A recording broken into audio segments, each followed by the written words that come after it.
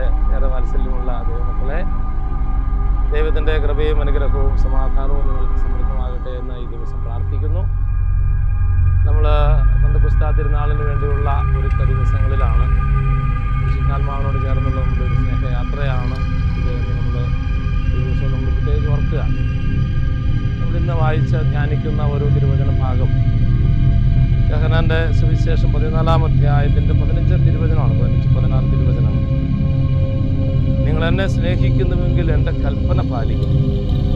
ഞാൻ പിതാവിനോട് അപേക്ഷിക്കുകയും എന്നേക്കും നിങ്ങളോടുകൂടെ ആയിരിക്കാൻ മറ്റൊരു സഹായകനെ അവിടുന്ന് നിങ്ങൾക്ക് തരികയും ചെയ്യും. അതായത് ഈശോ പറയുന്നത്, നിങ്ങൾ എന്നെ സ്നേഹിക്കുന്നുവെങ്കിൽ എൻ്റെ കൽപ്പന പാലിക്കും. ഈശോ ആവർത്തിച്ച് സുവിശേഷങ്ങളിൽ നമ്മളെ ഓർമ്മപ്പെടുത്തിയ ഏക കൽപ്പന അത് തന്നെയായിരുന്നു. നമുക്കറിയാം, സ്നേഹിക്കണം, ദൈവത്തെ സ്നേഹിക്കണം, നിങ്ങൾ പരസ്പരം സ്നേഹിക്കണം. ഈ രണ്ട് ദൗത്യമാണ് ഒരു ക്രിസ്തു ശിഷ്യൻ്റെയും ക്രിസ്തു ശിഷ്യയുടെയും ജീവിതത്തിൻ്റെ അടിസ്ഥാനപരമായിട്ടുള്ള പ്രമാണമെന്ന് ഈശോ ഓർമ്മപ്പെടുത്തുന്നു. ഇവിടെ നമ്മൾ ഈ തിരുവചനം വായിക്കുമ്പോൾ, നിങ്ങൾ എന്നെ സ്നേഹിക്കുന്നുവെങ്കിൽ എൻ്റെ കൽപ്പന പാലിക്കും. അതായത് ഞാൻ നിങ്ങളോട് കൽപ്പിക്കുന്നത് തന്നെ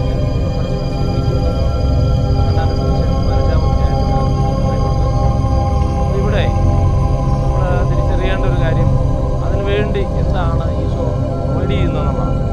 ഈ കൽപ്പന പാലിക്കുന്നതിന് വേണ്ടി ഈശോ പ്രൊവൈഡ് ചെയ്യുന്ന കാര്യത്തെക്കുറിച്ചാണ് തുറന്നു വരുന്നത്. ഞാൻ പിതാവിനോട് അപേക്ഷിക്കുകയും എന്നേക്കും നിങ്ങളോടുകൂടെ ആയിരിക്കാൻ മറ്റൊരു സഹായകനെ അവിടുന്ന് തരികയും ചെയ്യും.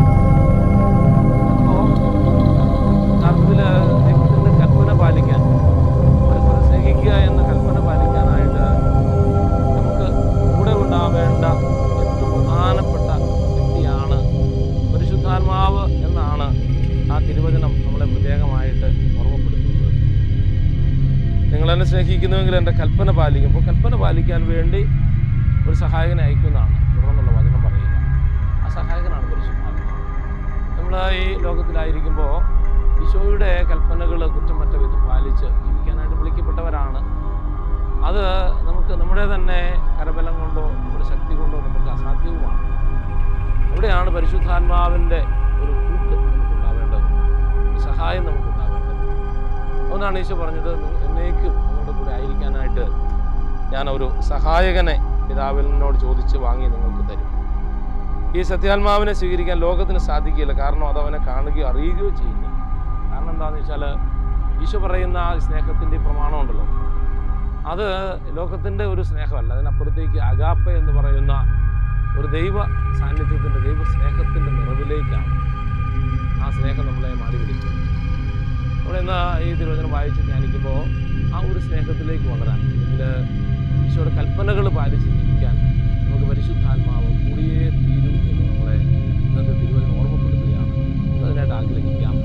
പരിശുദ്ധാത്മാവെ, സ്നേഹത്തിൻ്റെ കൽപ്പന അതിൻ്റെ പൂർണ്ണതയിൽ പാലിക്കാൻ അങ്ങ് ഞങ്ങളുടെ കൂടെ വസിക്കണമേ, ഞങ്ങളെ വഴി നടത്തണമേ. ഇപ്പോൾ പരിശുദ്ധ റൂഹായ ദൈവമേ, അങ്ങയെ ഞങ്ങൾ ആരാധിക്കുന്നു, സ്തുതിക്കുന്നു, മഹത്വപ്പെടുത്തുന്നു. ഞങ്ങൾ ഈ ലോകത്തിന് അനുരൂപരാകേണ്ടവരല്ല എന്ന് അവിടുന്ന് ഞങ്ങളെ ഓർമ്മപ്പെടുത്തുന്നുണ്ടല്ലോ. ഞങ്ങൾ സ്വർഗരാജ്യത്തിന് അനുരൂപരാകേണ്ടവരാണ്.